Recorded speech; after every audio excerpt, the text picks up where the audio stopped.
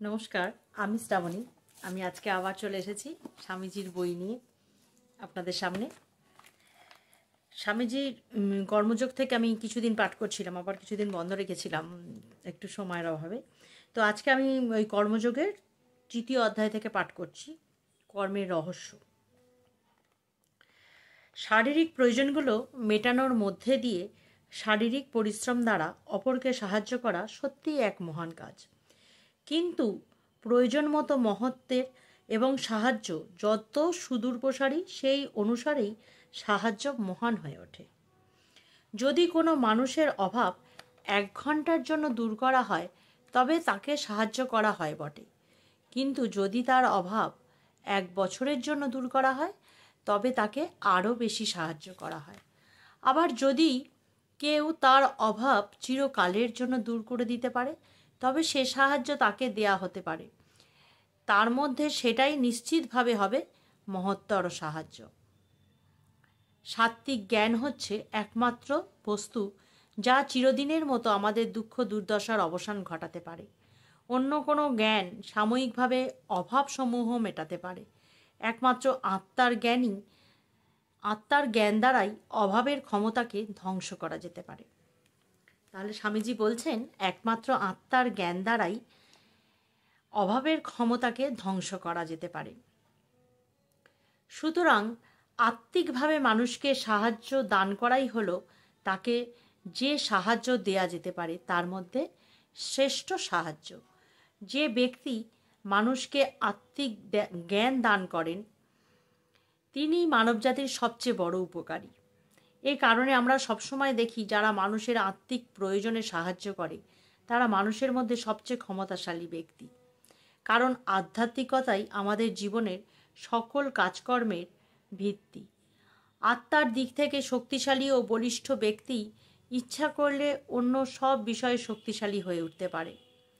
যতদিন না মানুষ আত্মিক শক্তিতে বলীয়ান হয়ে উঠবে ততদিন এমনকি তার শারীরিক বা পার্থিব প্রয়োজনগুলিকে মেটাতে পারা যাবে না।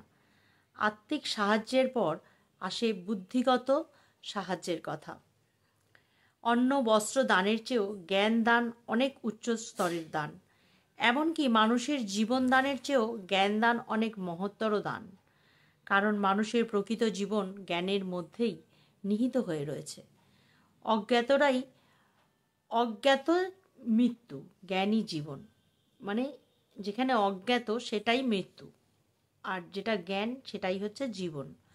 যে জীবন অন্ধকারের, অজ্ঞতা ও দুঃখ কষ্টের মাঝে হাতড়ে বেড়ায় সে জীবনের মূল্য খুব কম। এরপর ক্রম অনুসারে অবশ্য আসে মানুষকে শারীরিকভাবে সাহায্য করার কথা।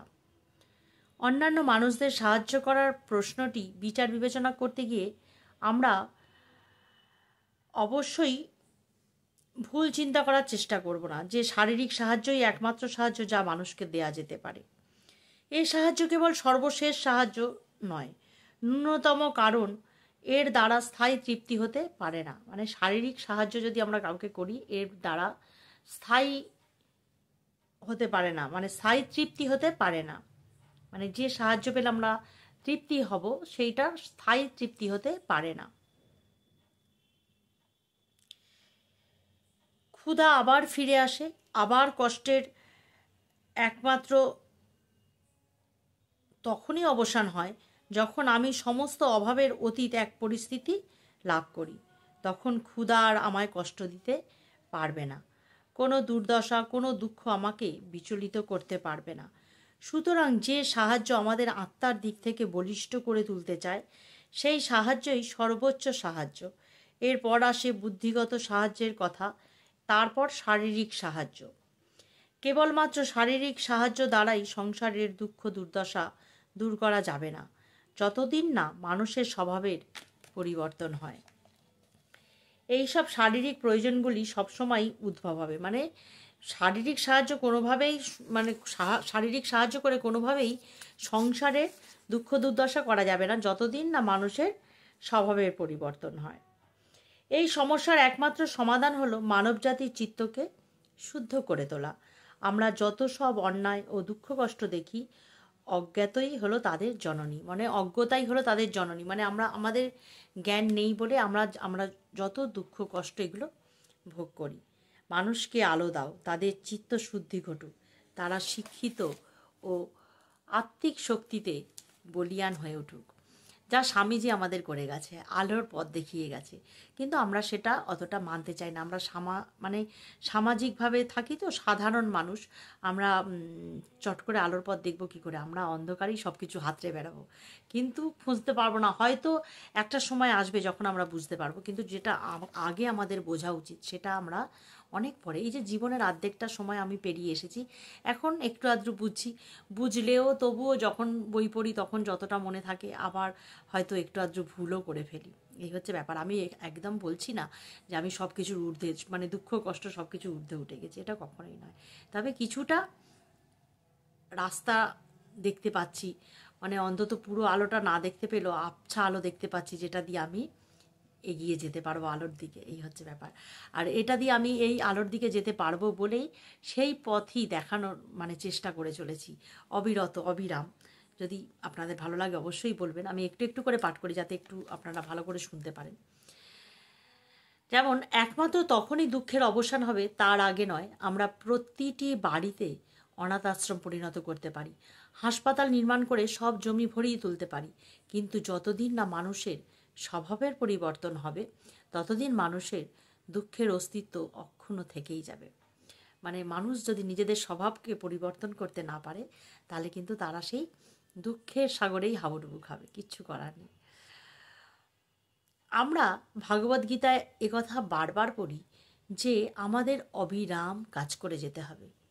স্বভাবতই সব কাজই ভালো ও মন্দ দ্বারা গঠিত হয়।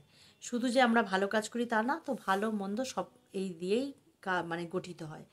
আমরা এমন কোনো কাজ করতে পারি না যা কোথাও না কোথাও কিছু ভালো ফল দান করবে না। এমন কোনো কাজ থাকতে পারে না যা কোথাও না কোথাও কিছু ক্ষতি করবে না। মানে আমরা যে কাজই করি, কোথাও না কোথাও ভালো কাজও হচ্ছে, আবার কোথাও না কোথাও কিছুটা ক্ষতিও হচ্ছে। প্রতিটি কাজ অবশ্যই ভালো বা মন্দ বা সৎ অসতের মিশ্রণের রূপ। তথাপি আমাদের অবিরাম কাজ করতে বলা হয়েছে। সৎ অসৎ উভয়ই ফল আছে, তারা তাদের কর্ম উৎপাদন করবে। ভালো কাজ আমাদের ভালো ফল দান করবে, মন্দ কাজের ফল মন্দ হবে। কিন্তু সৎ অসৎ উভয়ই আত্মার বন্ধন। বন্ধন উৎপাদনকারী কর্মের প্রকৃতির সমাধান সম্বন্ধে গীতায় যা বলা হয়েছে তা হলো এই যে, যে কর্ম আমরা করি তার সঙ্গে আমরা যদি নিজেকে আসক্ত না করে তুলি, তাহলে সেই কর্ম আমাদের আত্মার ওপর কোনো অশুভ প্রভাব বিস্তার করতে পারবে না। কর্মের আসক্তিটি বলতে কি বোঝায় তা আমাদের বুঝতে চেষ্টা করতে হবে। যেমন এটা গীতায় যে বলেছেন কথাটি, যে আমরা যেমন ভালো কর্ম করলে ভালো ফল পাই, খারাপ কর্ম মানে মন্দ কর্মের ফল মন্দ হচ্ছে। কিন্তু মানে কর্ম উৎপাদনকারী প্রকৃতির সমাধান সম্বন্ধে গীতায় যা বলা হয়েছে তা হলো এই যে, যে কর্ম আমরা করি তার সঙ্গে আমরা যদি নিজেদের আসক্ত না করে তুলি, মানে আমরা সব কর্মেতে আসক্ত, এই কর্মটা করছি এটাতে ফল, মানে আমরা যে কোনো কাজের প্রতি, আমার সন্তান আমার স্বামী, আমরা কি আসক্তিতে ভুগি, এটা আমি ওকে বড় করছি, এর ফল আবার আমি পাবো কারণ ও আমাকে বড় হয়ে দেখবে। যখনই দেখলো না তখনই আমাদের মনে দুঃখ কষ্ট। এই যে আমরা আসক্তিতে মানে আসক্তিতে পড়ে যাই, তার জন্য কিন্তু যত আমরা দুঃখ কষ্ট পাই। আমাদের না একটা কথা এটা বুঝতে হবে যে আমরা যেমন ঈশ্বর আমাদের পৃথিবীতে পাঠিয়েছেন কর্মের জন্য, তো আমরা আমাদের কর্ম করে চলবো। আমরা তো সাধু সন্ন্যাসী নই, কাজেই আমাদের জীবনধারা এর আগে পাঠ করে বলেছি যে স্বামীজি বলেছেন যে যদি গৃহী মানুষ উপার্জন না করতো কোথায় থাকতো এই সভ্য সমাজ। তো উপার্জন করবে, কিন্তু কাউকে লোক ঠকিয়ে কিন্তু কখনো নয়। সেরকম এখানে বলেছে যে কর্মের প্রতি আসক্তিতে পড়বে না। কর্মের আসক্তিটি বলতে কি বোঝায় তা আমাদের বুঝতে চেষ্টা করতে হবে। এটি গীতার কেন্দ্রীয় ভাবধারা। অবিরাম কাজ করে যাও, কিন্তু মানে কাজে আসক্ত হয়ে পড়ো না। সংস্কার শব্দটির অনুবাদ করলে তা হবে সহজাত প্রবৃত্তি, এর কাছাকাছি। মানুষের মনকে যদি একটি সরোবরের সঙ্গে তুলনা করা হয়, তাহলে সেই সরোবরের বুকে ছোট বড় যেসব তরঙ্গ ওঠে সেগুলি শান্ত হয়ে মিলিয়ে গেলেও সম্পূর্ণরূপে নিশ্চিহ্ন হয়ে যায় না। তারা একটা দাগ রেখে যায়, আর রেখে যায় ভবিষ্যতে তাদের ফিরে আসার একটা সম্ভাবনা। ভবিষ্যতে তরঙ্গে ফিরে আসার সম্ভাবনা সহ এই দাগকেই বলা হয় সংস্কার। আমাদের মনে প্রতিটি কাজ, দেহের প্রতিটি গতিভঙ্গি, মনের প্রতিটি চিন্তা আমাদের মনের ওপর এমন একটা ছাপ রেখে যায় যে এমনকি যখন মনের উপরিপৃষ্ঠে যে ছাপ স্পষ্ট থাকে না, তখন তারা মনের তলদেশে অচেতনভাবে কাজ করে যাওয়ার শক্তি রাখে। মানে মনের ওপরে ছাপ ফেলছে না, কিন্তু মনের ভিতরে অচেতনভাবে কাজ করে যাওয়ার শক্তি রাখে। বর্তমানে আমরা যা তা প্রতি মুহূর্তে আমাদের মনের উপরের স্থিতি এই ছাপের সমষ্টি বা যোগফলের দ্বারা নির্ধারিত হয়ে থাকে। এই মুহূর্তে আমি যা, তা হলো আমার অতীত জীবনের ছাপগুলির সমষ্টিগত রূপের ফল। মানে আমি এখন যা, আমার কিন্তু আমি এখন যেমন রয়েছি, আমার কিন্তু সেই আগের কর্মের সমষ্টি ফল। এই সব ছাপের যোগফলের দ্বারাই প্রতিটি মানুষের চরিত্র নিয়ন্ত্রিত হয়। এই সব ছাপের যোগফলের দ্বারাই প্রতিটি মানুষের চরিত্র নিয়ন্ত্রিত হয়। ছাপগুলি যদি ভালো হয় তাহলে চরিত্রও ভালো হয়, আর খারাপ হলে চরিত্রও খারাপ হয়। যদি কোনো লোক ক্রমাগত কুকথা শোনে, কুচিন্তা করে এবং কুকাজ করে, তাহলে তার মন যত সব খারাপ ছাপে ভরে যাবে। যদি কোনো লোক ক্রমাগত কুকথা শোনে, কুচিন্তা করে এবং কুকাজ করে, তাহলে তার মন সব খারাপ ছাপে ভরে যাবে। তারা তার মন ও কাজকে প্রভাবিত করবে। মানে সেই খারাপ যে কুকথা, এইগুলো সমস্ত তার মানে শরীরকেও প্রভাবিত করবে, কাজকে প্রভাবিত করবে। যদিও সে এ বিষয়ে কিছুই জানতে পারবে না, সে কিন্তু নিজেই বুঝতে পারবে না। বস্তুত এই খারাপ ছাপগুলো সবসময় কাজ করে চলেছে এবং তাদের খারাপ হতে বাধ্য, এবং সে লোক অসৎ হবেই। তো চললাম আজকে পর্যন্ত। সকলে ভালো থাকবেন, সুস্থ থাকবেন, হাসিতে খুশিতে থাকবেন, আনন্দে থাকবেন। আবার আসবো অন্য কোনো দিন অন্য কোনো আলোচনা বা পাঠ নিয়ে। ততক্ষণ পর্যন্ত চললাম, ভালো থেকো।